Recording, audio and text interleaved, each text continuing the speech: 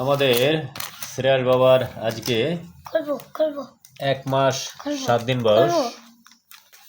তো এই সময়ের মধ্যে আমরা অনেক গিফট পেয়েছি ওকে, যারা দেখতে এসেছে আত্মীয় স্বজন শুভাকাঙ্ক্ষীরা।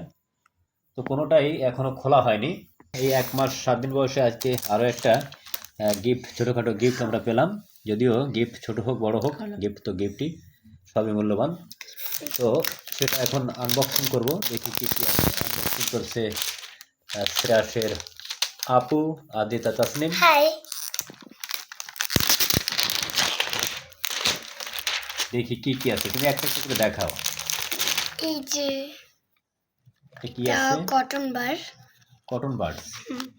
নেক্সট কি পেয়েছো? সাবান, একটা স্যাভলন সাবান। এটা হচ্ছে জীবাণুনাশক একটা সাবান।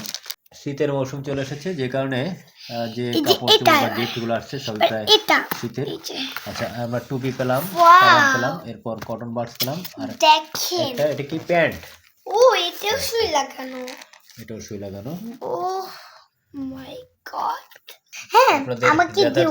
জানিয়ে রাখি ওর বয়স আজকে 1 মাস 7 দিন। ও মোটামুটি ভালো আছে।